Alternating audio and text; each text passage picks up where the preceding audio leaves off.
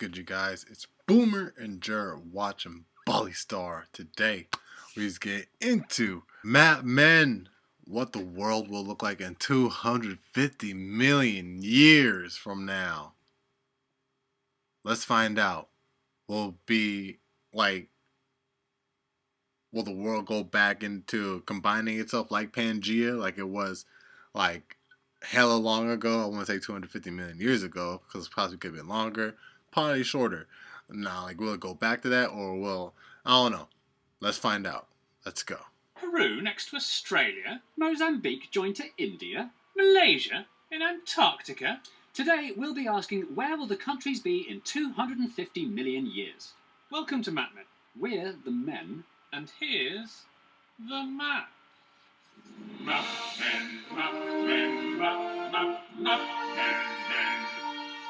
When Mark and I hang out together, one of the things we often discuss... We never hang out, this is a purely business relationship. One of the things we would discuss is how disappointingly few double landlocked countries there are.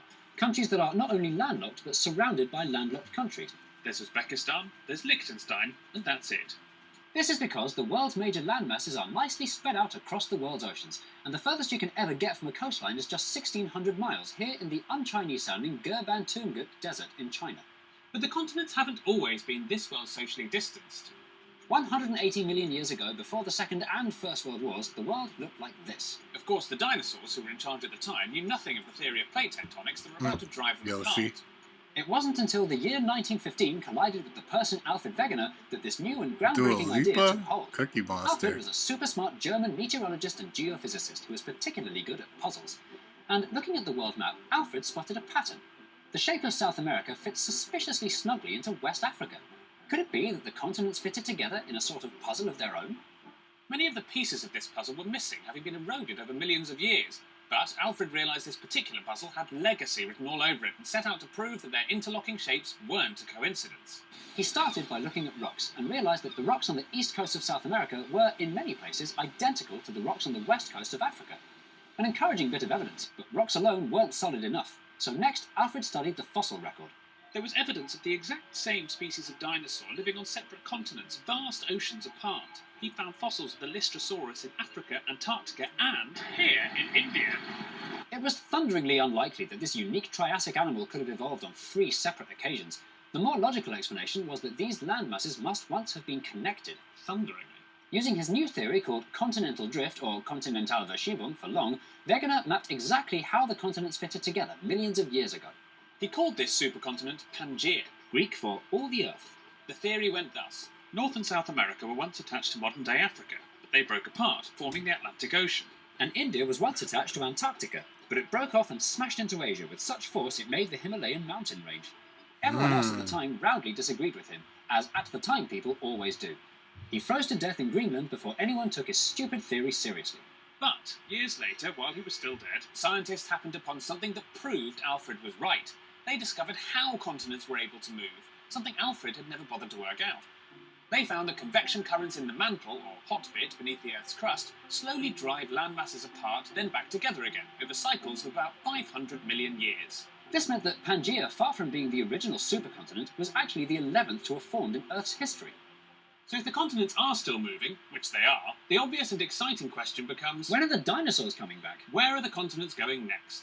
The best way of understanding where we might end up is to take a good look at which way the convection currents are currently flowing all under the world. And where better to start than the most tectonically active place on the planet? The Australia plate has, as you can see, moved northwards a massive 3.5 metres in the last 50 years. At 7 centimetres a year, this makes it the fastest moving tectonic plate on Earth. Whew. This movement is actually causing chaos on GPS systems here in Australia.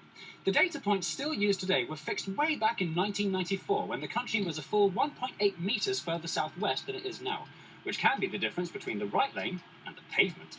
The effects of Australia's movement are already being felt across fiery Indonesia, where the subduction of the Australia plate under the Sunda plate has forged some of the most active volcanoes in the world, like Mount Merapi, which some of the best people in the world are known to have climbed. As Australia continues north, it's expected to make a handbrake turn to the left as it gobbles up Papua New Guinea before absolutely smashing into China. So Beijing and Shanghai may find themselves 8,000 metres up on top of the new mountain range as big as the Himalayas. Meanwhile, in the Western Hemisphere, the Nubian and Somali plates will split apart along the East African Rift Valley, a process which has already begun, as demonstrated by this massive crack which appeared in Kenya in 2018. Over the next few million years, we can expect a new sea to appear here. The big bit of Africa will continue to head north towards Europe, so get ready for the Alps to get bigger and the Mediterranean to disappear.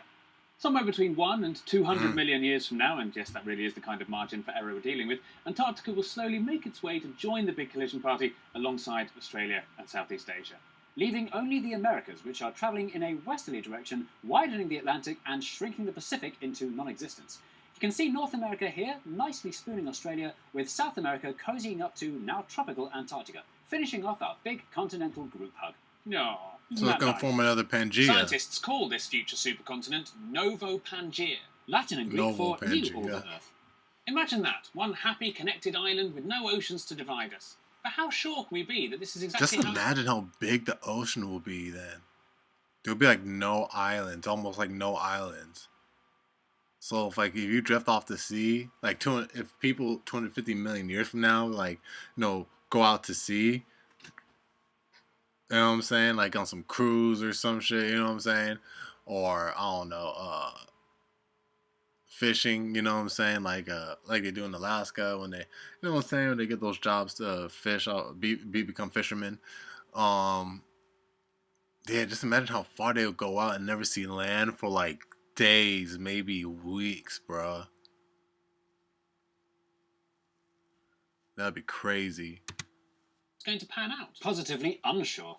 Even with all the data and powerful computer modelling in the world, there's a decent chance the experts have got it wrong. Novo Pangaea is merely what would happen if the convection currents in the mantle carry on exactly as they are and don't change. But some really radical scientists have come up with some different models for how the world could look.